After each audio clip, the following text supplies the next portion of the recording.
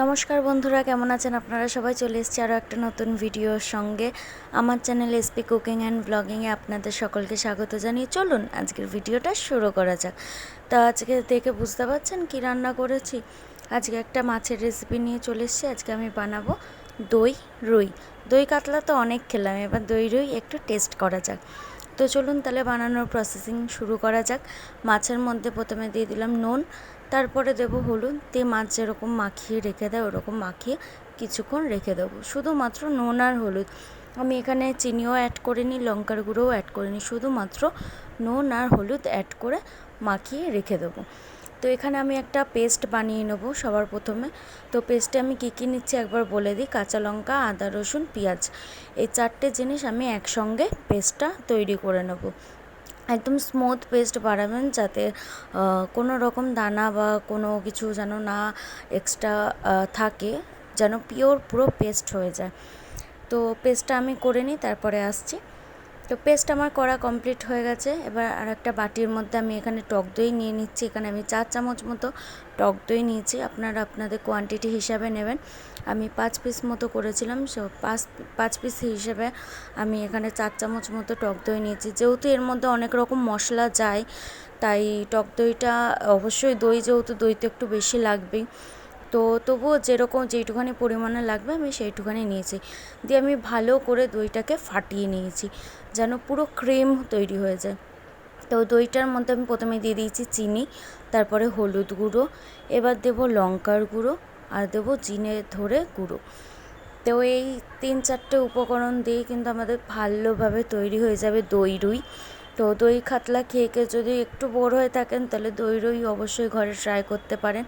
আশা করছি ভালো লাগবে, খেতেও ভালো লাগবে আর খাওয়াতেও ভালো লাগবে, আর দুর্দান্ত তৈরি হয়, একবার ট্রাই করে দেখতেই পারেন। আর হ্যাঁ, ভালো লাগলে তো কী করতে হবে জানেনই, লাইক, কমেন্ট, শেয়ার করে চ্যানেলটাকে সাবস্ক্রাইব করে দেবেন, আর পাশের বেল আইকনটা অবশ্যই ক্লিক করে দেবেন, যাতে আমার ভিডিওর নোটিফিকেশান আপনাদের কাছে সবার আগে পৌঁছেছে। আপনারা ভিডিও দেখছেন কিন্তু সাবস্ক্রাইব করছেন না, প্লিজ করুন সাবস্ক্রাইব। আপনারা যদি পাশে না থাকেন কী করে এগোবো বলুন। তো চলুন তাহলে আসা যাক রেসিপিতে। অনেক বকে দিয়েছি। তো ওই পাউডার মশলাগুলো দিয়ে আমি ভালো করে ফাটিয়ে নিয়েছি, মানে গুলিয়ে নিয়েছি। এবার আর একটা বাটিতে আমি কি করব, পোস্ত আর চারমগজ, এই দুটো জিনিস আমি একটু জলেতে ভিজিয়ে রেখে দেবো, যাতে একটু নরম হয়ে যায় আর পেস্ট করতেও সুবিধা হয়। একদম নরম সফট একটা পেস্ট তৈরি হয়ে যাবে যদি এরকম একটু কিছুক্ষণ ভিজিয়ে রাখতে পারেন। তো সেই অনুযায়ী আমিও একটু ভিজিয়ে রেখে দিচ্ছি পোস্ত আর চারমগজটাকে, যাতে তাড়াতাড়ি আমার ভালোভাবে ফাইন পেস্ট তৈরি হয়ে যায়। তো আমি কড়াটা এখানে বসিয়ে দিয়েছি, আর কড়াটা দেখছেন একটু লাল হয়ে গেছে। আমি না খেয়ালই করিনি, আসলে কড়াটা বসিয়ে গ্যাসটা আমি চালু করে দিয়েছিলাম। দিয়ে দেখছি কড়াটা একটু জল ছিল, তো জলটা এরকম শুকিয়ে এরকম বেশি পুড়ে গেছে আর কি কড়াটা। তো ভাবলাম কি আর করা যাবে, এর মধ্যেই আজকে দেখিয়ে দিই। তো আমি এখানে তেল দিয়ে দিয়েছি, তেল আমার পুরো গরম হয়ে গেছে। তো একে একে আমি এবার সব মাছগুলোকে ভেজে নেব। অবশ্যই দেখে ভাজবেন যেন মাছগুলো বেশি ভাজা না হয়ে যায় বা ভেঙে না যায়। তো সেই হিসেবে এক এক করে আমি মাছগুলো ভেজে নিই। মাছগুলো আমার ভাজা কমপ্লিট হয়ে গেছে, উল্টে পাল্টে ভালো করে আমি মাছগুলো ভেজে নিয়েছি। অলমোস্ট আমার ভাজা কমপ্লিট। তো এবার আমি মাছগুলোকে তুলে নেবো এক এক করে। তো মাছ আমি বেশি করে ভাজবো না, একটু লাল লাল করব, তবে একদম লাল লাল করবো না যাতে তেতো হয়ে যায় বা পুড়ে যায়। তো আমার একদম ভাজা কমপ্লিট হয়ে গেছে, আমি এবার মাছগুলো একে একে তুলে নিচ্ছি, কিছুক্ষণ পর আবার আসছি।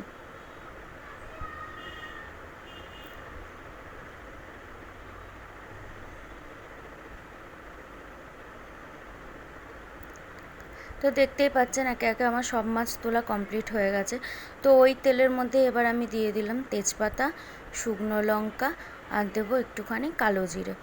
আর হ্যাঁ, গরম মশলাটা কিন্তু অবশ্যই অ্যাড করবেন, কেন পেঁয়াজ রসুনের রান্নায় যদি একটু গরম মশলা না পড়ে তাহলে কি আর স্বাদটা আসে ভালো। তো সেই হিসেবে আমি একটু গরম মশলাও অ্যাড করে দিয়েছি। তো আমি হালকা এটাকে একটুখানি ফ্রাই করে নেব কিছুক্ষণের জন্য। দেখবেন যেন পুড়ে না যায়, আমি গ্যাসটা একদম স্লো করে দিয়েছিলাম। আর এর থেকে সুন্দর একটা স্মেল বেরোবে, তারপরে বুঝতে পারবেন যে এটা ভাজা হয়ে গেছে। এরপর আমি যে পেস্টটা বানিয়ে রেখেছিলাম পেঁয়াজ, আদা, রসুন, কাঁচা লঙ্কার, সেই পেস্টটা আমি এই তেলের মধ্যে দিয়ে দেবো।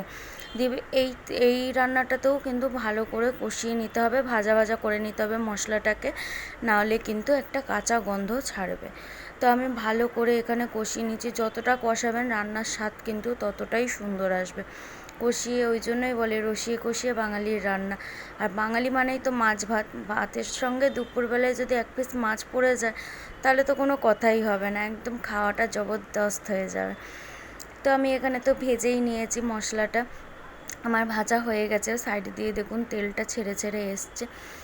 তো মশলাটা অবশ্যই ভালো করে কষিয়ে নেবেন। এই পর্যায়ে আমি যে দইয়ের সঙ্গে পাউডার মশলাগুলো একসঙ্গে পাইল করে রেখে দিয়েছিলাম, একটা মিশ্রণ তৈরি করে রেখেছিলাম, সেই মিশ্রণটি এবার এর মধ্যে দিয়ে দেবো।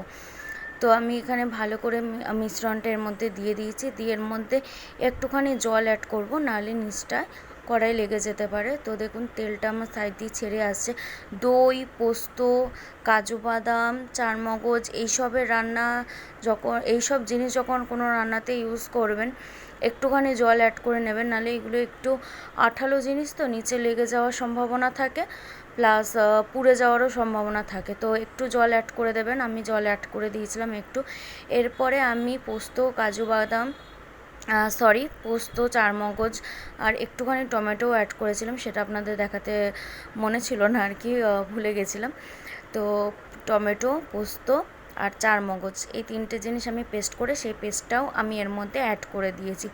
এবার কিছুই না, এটাকে ভাজা ভাজা করব, সাইডে দিয়ে তেল ছেড়ে আসবে, বুঝে নেব যে আমার মশলাটা কষানো কমপ্লিট হয়ে গেছে। যেরকমটা দেখতে পাচ্ছেন সাইডে দিয়ে পুরো কিন্তু তেলটা ছেড়ে দিয়েছে, ভালো করে কষিয়ে নেবেন।